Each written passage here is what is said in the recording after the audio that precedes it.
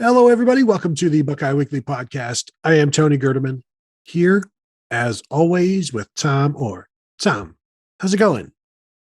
Tony, right before we started recording, you said we're about to have the best shows we've ever had. I don't know. You may have oversold it. I don't know. I mean, but it's gonna be a good show. I feel like it's gonna be a good show. It is the Christmas season. The spirit is all around us. The Rose Bowl is coming. It feels like we should have good shows. We got some good questions for this one too. No, Tom, don't try to spin this. You are the show pessimist. I said we're going to have arguably the two best shows we've ever had. And you come in and you say, no, we're not. And then you try to say, oh, but they're still, we'll do good. These will be good shows. No, Tom. Good is not good enough. You know that here. We strive for perfection. We prepare for perfection. And we execute perfectionally. So, Tom, are you now ready to have arguably the two best shows? And I say two because we're going to record back to back, not to drop the fourth wall, which we've never had on the show. Just speaking about this show right now, I am ready to have the best show ever. Are you? I believe that we can win. Yes. Should we do the chant or should we just start the show? No, Tom, if you bring in the soccer stuff, it's not going to go well. That can be a football chant and not like a, European football, like actual football, American football. Give me an American football chant. Tom, I feel like we have no longer have a shot at having the best show ever. So sorry, we should just get started. Well, let's just have a show then. All right. First question from Santos L. Helper. Who benefits the most from Jim Knowles' defense? Tom, I am interested to hear what you have to say, but first I'm interested to hear what I have to say. I am going best show ever. I think it's I'm going with the linebackers, and I think just not knowing what you're going to get from the linebackers, I expect there's going to be more aggression, which I think helps the linebackers in terms of stats, making them active, making them a better part of the defense, a bigger part of the defense, rather than just filling gaps and reacting. They get to be offensive players in essence in this defense. I am also interested in some of the stuff that's being mentioned on our Ask the Insiders board by Bill Green about Diamante Trayanum and Ohio State's need for an outside linebacker, which has me wondering, well, they don't really have an outside linebacker per se. They have like Pala Ie Naoteote. They had Dallas Gant. They had Kayvon Pope. But and Jim Knowles, happened? Yes. But Jim Knowles' defense, it's a 4-2-5 with some multiple looks. But the fact that they're looking for like a third type of linebacker is intriguing to me. So I like the blitzing that they're going to be doing. I'm intrigued by this need, this want for a different style of linebacker as well. So I think Jim Knowles, the benefit will be to the linebackers most of all. I think that is exactly the correct answer. So in order to not make this a boring show, I'm going to give a slightly different answer, which is sort of linebacker adjacent. Don't you say the Leo? Well, I was going to say the guys who are not tweeners. Tweeners has a negative connotation, but guys who might be able to slide into a couple different roles. So bothers. Yes, exactly. Bothers. Yes. So that actually is bothers, which would be a bad thing again. Tony, offensively, you're killing me. They're bothers. So, there you go. So yes. So the best show ever, Tom. Sorry, didn't mean to interrupt you a fourth time. Step bothers. There we go. Will Ferrell and what's his name? The other guy. So anyway, the guys who are the Jack Sawyer, who is not the big enough to be the traditional strong side defensive end, who might be able to be maybe a little more creativity and a little be able to be used in a little bit different kinds of ways to maximize what they can do.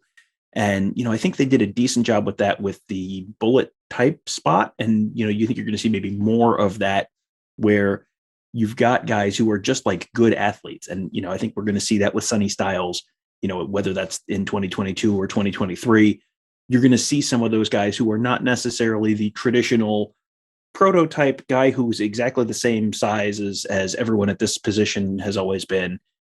Those guys might, with a little bit more creativity, some more flexibility, might be able to really become star players in a way that in a more traditional defense, maybe maybe they would be undersized or something like that for the more traditional roles. Yeah, I'm with you on that one. That's going to be, there's just the new things I'm interested to see from Jim Knowles. All right, next one from @Lowell317. Are Buckeye fans spoiled? And by that, I mean, we are spoiled. Why are Buckeye fans collectively seemingly only focused on the doom and gloom instead of the positive, not trying to gloss over the concerns, but sure seems like people are jumping off cliffs unnecessarily? What? Where, first of all, sir, where do you get off that a 10-2 season, not winning the Big Ten outright for the first time in 5 years, that people are jumping off roofs, and you feel that makes people seem entitled? Is that, first of all, sir, how dare you? Ryan Day has lost a Big Ten game. Is everything not awful? Is that not the case?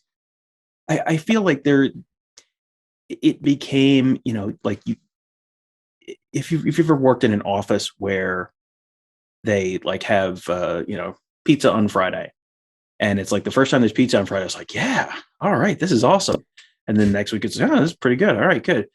And then the third week is like, oh, good. It's pizza. It's Friday, so it must be pizza. And then like 2 months in, if they don't give you pizza on Friday, it's like, what? What the heck? Like, this is what we do. Like, what are you doing? How dare you not give me pizza? That's kind of Ohio State fans. It's like every year they beat Michigan and they go win the Big Ten championship. And, if they don't win, if they don't make the college football playoffs, like, well, it's disappointing, but whatever. They beat the team that they always beat and they won the thing that they always win. And like, it's fine, whatever. But, and then this year, like none of that happened. And everyone's just mind blown. How, what? Is that legal? Somebody call the attorney general. Like, this seems like this has to be against the law. Like, come on. There's no losing to Michigan and not going to the Big Ten championship game. That's not possible. So yeah, but I think you're maybe have seen little bits of indications of that in the Ohio State program as well, where it just sort of like, well, this is what we do. So this isn't even really notable anymore. I think I've mentioned this in the show before, but when they redid the banners inside the indoor practice facility this year, there are 2 big banners hanging up for games. There's banners for the Big Ten championships, but there's 2 big banners hanging up on the wall under, where all the bowls are listed. And it's the Sugar Bowl win over Alabama, and it's the Sugar Bowl win over Clemson. And there's big pictures and trophies and confetti and all that kind of stuff. There's no national championship against Oregon up there. There's no Michigan games up there. Like, Ohio State and Michigan have played some very memorable games. None of that's commemorated because it's like, well, yes, this is just what we do. We beat Michigan, and so this is to be expected. This is not anything that's remarkable. I feel like maybe that was, I don't know if it was taken for granted, but it was just sort of like, this was just a given. This is a given that this is what happens every year. And so when it doesn't happen, it's like, what? Where's my pizza? Where's my win over Michigan? Do they not know it's Friday? Do they not know it's the Saturday after Thanksgiving? How I am owed this win over Michigan. It's like, well, I mean, Michigan's actually trying too. Like, hasn't always seemed like it, but in fact, they are trying every year to beat Ohio State. So yes, short answer, yes, Ohio State fans are spoiled and need to get over themselves.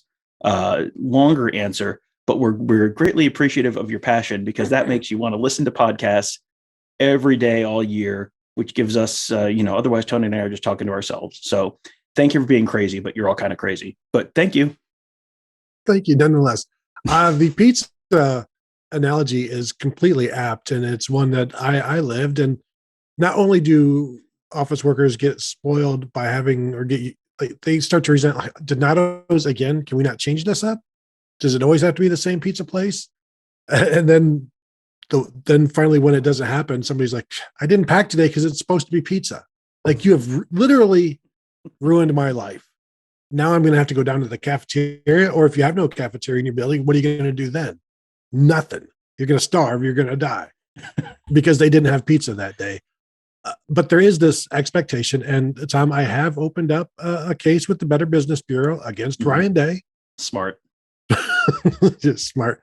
I also think there's some of the like the squeaky wheel or the vocal minority here as well. Not that no Buckeye fan is happy losing to Michigan, but the unhappy, the loudest are the ones that people notice. And That's where I think that's where the doom and gloom comes, because there is still plenty of reasons to be positive for Ohio about Ohio State. I cannot come up with any of those reasons right now. That's the off season. That's what the off season is for, to talk about the positivity. The regular season and the postseason, that's where reality sets in time. That's where the negative comes in.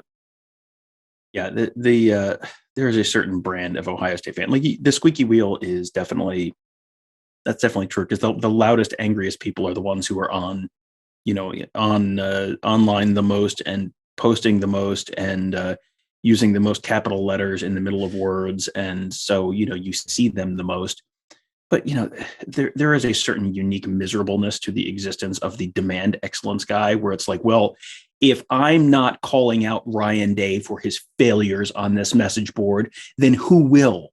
Who will? I'm the hero of this story, not anyone else. It's me.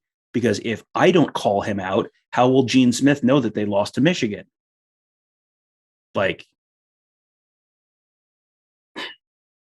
yeah. Psychological help is available, friends. Like you can choose to live your life in a way that is not just perpetually angry over something you watch on TV. Like that's a choice you can make, and that might improve, might even, some say, improve the quality of your day-to-day life.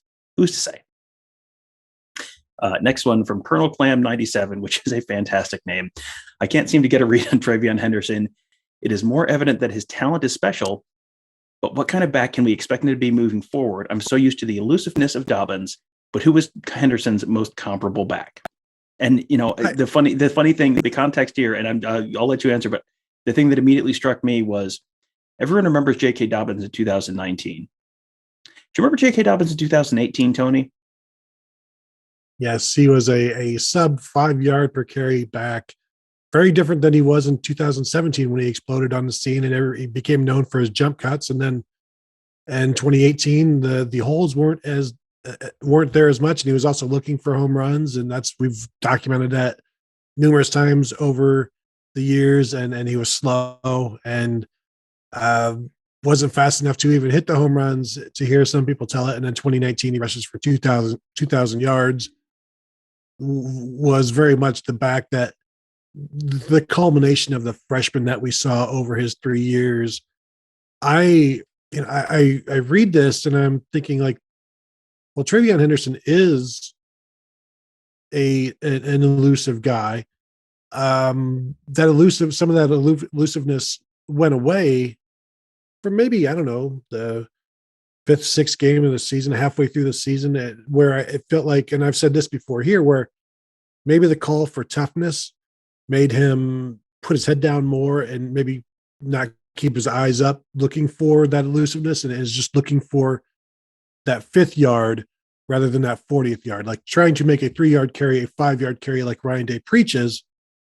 But if you're just looking for those 2 extra yards, maybe you're not focused on the 20 or 30 extra yards. But I think this is all a growth thing. I expect him to take a step forward next year. I think the offensive line is such that it will be able to block the run well enough, and I expect TreVeyon Henderson to continue to be as elusive as he showed at his best, as tough as he showed at his best, and will be more of the guy, the home run hitter that we saw early on.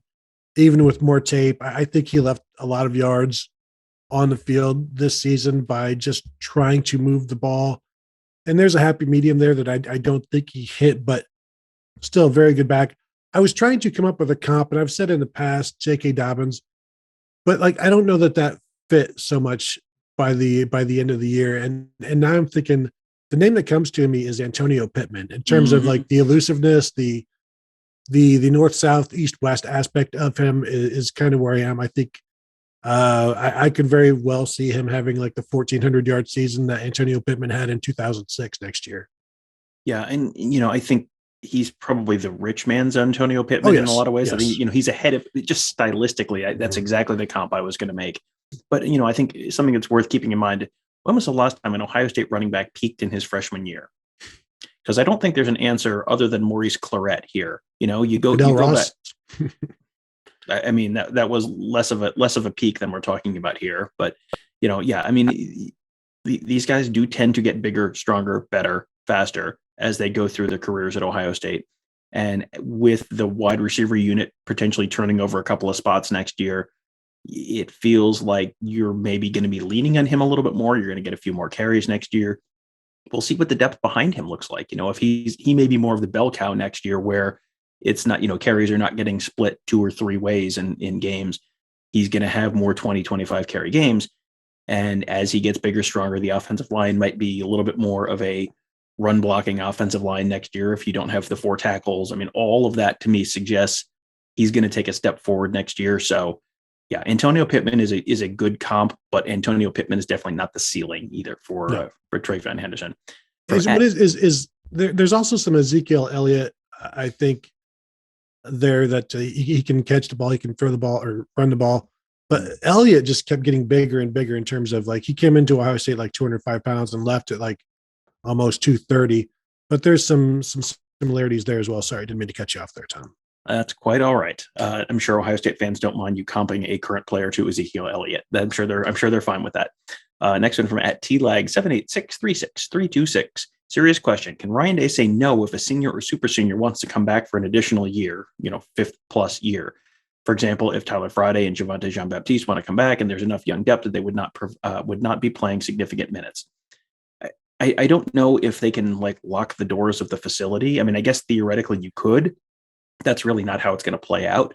I don't know that those guys are necessarily good examples here, because they may be guys who, how much depth do they have at defensive end that's like real proven depth? I think you've got Jack Sawyer, you got JT Tuimoloau, who I think they're both very comfortable with. Darian Henry Young just transferred. You've got other guys in that rotation that, maybe they're going to be ready for prime time next year. Maybe they're not. So I don't think those are necessarily the guys I would think of first in this whole conversation. But I don't, you can sit guys down if you want to have this conversation and say, like, here's what we're looking for next year. And these are conversations that happen in every program, because you're going to sit guys down and just say, here's what we're thinking for next year. Here's what we're envisioning for you, because you want to make sure everyone's on the same page, and you want to make sure guys don't in fall camp say, hey, you told me I was going to be doing this. And that's not at all how this is working out, because that's where you get dissension. That's where you get guys upset. So they're going to sit guys down and potentially have, we talk about them having the talk, and that's something that happens in a lot of programs where it's just like, hey, you've been here 3 years and you don't seem to be making much progress on the depth chart. Like they don't, change the locks or anything or take them out of the fingerprint database to get into the WAC. But, they'll kind of say, hey, if you want to play somewhere else, you may need to think about transferring. But yeah, I don't think that there's just going to be like a no, get out. Like, that I don't think that's the conversation at all. Yeah, especially if they don't count against the moving target of 85, whatever that is. And really, I don't think any of these people would. I think there is an interesting question. Say Tarik Mitchell wants to come back. His role was starting captain. Then his role was diminished greatly to the point where I don't even know if he saw many snaps on defense against Michigan. And if he wants to come back, for one, you would almost ask, well, why? Like, wouldn't you rather go somewhere where you're going to play, rather than coming into a brand new defense? Although maybe this is his thinking, well, this is my opportunity to make a new impression on a new coach, because I believe I should be playing. And if he's not, if they see him as like not a value add, basically, where he would be taking snaps away from somebody, or they would tell him like, look, we are going to play these 3 people in front of you, then he would get the hint at that point. But if he still wants to come back, then yeah, they don't cost themselves anything. The only issue is when they quit during the season. And you're like, and also I would think that they would be much more reticent to bring back a locker room problem than a guy who's just not going to play. If you're not going to play, that's much less of an issue. If you're not going to play and you're going to cause problems, I don't see Tarik Mitchell as that kind of person. He is voted a captain, but I could see them saying, like I could see them saying no to somebody they don't want back, and the reason they don't want him back is because he has caused issues, and he has been a problem for the coaches. Yeah, you get uninvited if you are an off, due to off-field stuff, not because of on-field stuff. I think is a good way to sum that up. Last one from Lyle Lanley. We do try and do some non-football ones in here every once in a while. This is a good one. What is the best Nic Cage movie? And Tony, I think I'm going to go a little off the board here. Fast Times at Ridgemont High. Well, okay, go ahead. So you're looking and you say, I don't remember Nic Cage in that movie. Well, Friends. He was credited as Nicholas Coppola, one of his first credits in all of film.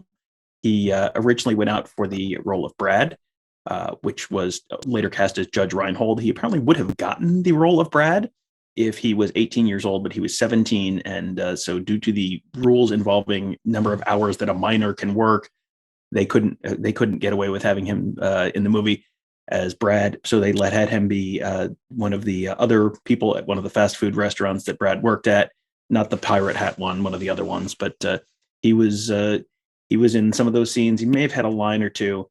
And, we didn't really define Nic Cage movies. So if we want to talk about a Nic Cage, if you want to talk about a Nic Cage vehicle, then I have some other answers. But in terms of Nic Cage movies, I have a hard time beating Mr. Hand and Jeff Spicoli and all of the wonderful characters in Fast Times at Ridgemont High. I'm sorry, I'm a juvenile. I heard it too. The question here is is it the best movie with Nic Cage, or as you say, is it the best Nic Cage vehicle? We know Fast Times at Ridgemont High is not a Nic Cage vehicle. Now, the first time I ever really noticed Nic Cage, probably the first time anybody noticed him, other than Peggy Sue got married, was probably Raising Arizona when everybody he came into the scene. In that same year, Moonstruck, there's some Oscars and nominations and stuff like that. For me, though, my favorite Nic Cage movie, which is the question of favorite or best, they're the same to me.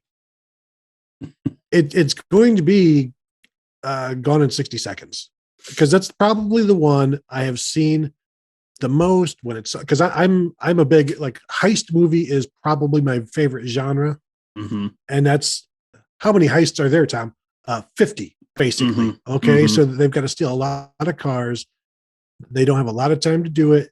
There's a lot of drama. It is a remake. I don't know if I've seen the original. I feel like I don't need to. No. But it's a great cast.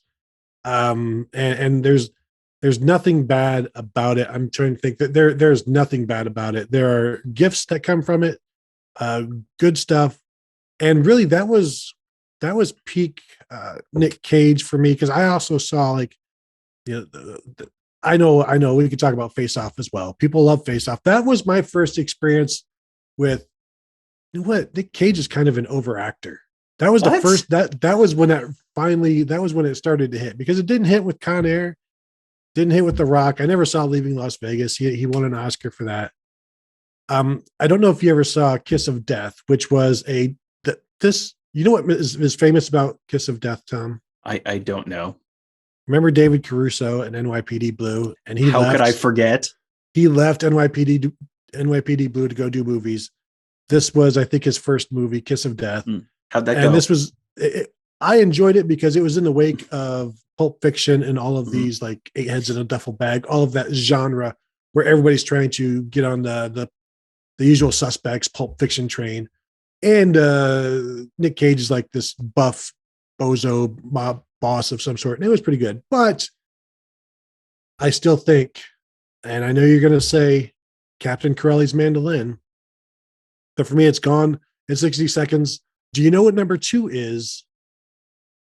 It's a favorite of mine.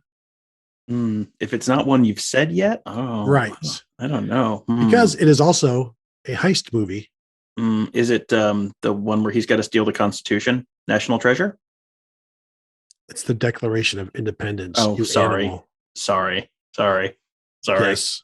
And that has a sequel. It's not as good as the first one, but it's just pretty good as well. So National Treasure is my number 2. Although, you know what is a good, it's a sneaky one. Next is also good, and Knowing is also good. And these are, you can find these on Netflix all the time. If you're bored and you have nothing to do. I have not seen, and I'm sorry to just talk all the time, taking all of your time, Tom. I've not yet seen Pig. I know a bunch of people have spoken well about it. It is on Hulu. I probably will watch it this weekend.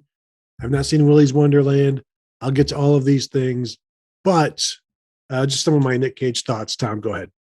And you go through his IMDb page, and 4 films in a row: Leaving Las Vegas, The Rock, Con Air, and Face Off. That is like 1 year of work, 4 consecutive films. That's like, I mean, they're not, fantastic movies, but man, they are movies. They are Nic Cage movies. And I'm with you in that I think Gone in 60 Seconds is the Nic Cage movie I have seen the most. And it is a very good Nic Cage movie. Eleanor, I still remember, was the car that I haven't watched that movie in probably 15 years, but man, was it on the basic cable rotation when I had a lot of free time in the early 2000s. Like, that was just like, you'd turn on TNT at, 3:00 in the afternoon. It was like, oh, you're not going to believe it, but Gone in 60 Seconds is on for the 500th consecutive day. How about that? I guess I should watch a little bit of it. And Eleanor was the car that he couldn't steal. That was the famous one that he couldn't steal. But I have always thought The Rock was great because it was also a Sean Connery movie. His name, Stanley Goodspeed. That is a very good movie. Man, there are some great lines in that movie. Ed Harris is good in that movie. Mm-hmm. I was a big fan of The Rock. But he's got, 8mm was kind of good. That was a little under the radar. That was a little weird, but that was a good one. And boy, you go through his IMDb page, and it's not real difficult to figure out where he starts having money problems, because he just starts saying, "Nick, would you be interested?" Yes. Do you want me to? No. Yes. I'll do it. I will do it. Yes. Because boy, he 2011. Yeah, 5 movies. It gets voluminous very quickly. Yeah, 5 movies in 2011. 5 movies. 4 in 2014. 1, 2, 3, 4, 5 in 2016, 6 in 2017, 1, 2, 3, 4, 5, 6 in 2018. Yeah, he is, when you say he's an overactor, I initially thought you meant, he's maybe a little too expressive in his roles. No, he may act too much. That may be the issue. So yeah, and not as many classics. In the more updated, the more recent Nic Cage genre, but yeah, there are some. His high point, like he and Pedro Martinez were both like boom, top of the game in the late 90s, like just in a way that you haven't seen very much since. You say not many classics. You can't judge classics in the present tense, in present day. Citizen Kane wasn't a classic until years after it was released. So give Mr. Cage some time. And as I mentioned to you a couple of days ago, I think the newest Nic Cage movie has him starring as himself, the title The Unbearable Weight of Massive Talent, which this may be either the biggest stretch or the easiest job he's ever had when he has to be Nicolas Cage. I also thought Kick-Ass, he was good in that as kind of like this Batman thing. So that was another one. But again, the Ghost Rider movies are okay. They're about what you would expect. The National Treasure movies are good. There's 8mm was one I never watched because I didn't like the trailer. That's where I thought there was some overacting as well. But he's also reacting to like a snuff film. So it's like, okay, I can understand why you would be visibly shaken by this. I guess I shouldn't judge you for that, Mr. Cage. But yeah, the funny thing is, and I don't know if I've talked about this here, I've talked about it on Twitter, but I was like, had this idea of doing a Nic Cage podcast about his movies. And then on one of our road trips, we were like, well, how many Nic Cage podcasts could there actually be? And I was scrolled through and there were upwards of 50, and they all had some sort of a Nic Cage name tie-in. And so there's no, I don't want to say there's no market there, but it's almost like no one goes there any longer because it's too crowded, that sort of thing. It's why would you do a podcast about him? Everybody does that. But yes, we are all, how can you not be a Nicolas Cage fan? I don't know. And as someone who does an Ohio State football podcast or two, I'm not sure that competition has necessarily scared me off in the past. So is the name The Nick of Time taken? I feel like it must be. Tom, they were all taken. We were coming up with all kinds of names. And yes, Uncaged is totally taken like 4 times. That's a bummer. Also taken. Yes. Well, that's all right. We'll workshop that. We have time. The off season is coming, but before the off season comes, the Rose Bowl is coming. So yay, we get to go to the Rose Bowl. That'll be fun. And I'm sure we will spend the entire plane ride out there and back workshopping Nic Cage podcast titles. So can't wait. Across the plane to each other. We won't even keep it via text. We'll just let everybody involved, workshop it with everybody, crowdsource it. So I want to thank you all for joining us. We will have another show for you guys tomorrow. You got nothing else going on. If you want to listen to us, we'll be there for you, just like we are almost every day. Tom is certainly there for you every day. I do not have that work ethic. So sorry about that. Not that you have come to expect anything less or anything more. Thank you all for listening, and we will talk to you later.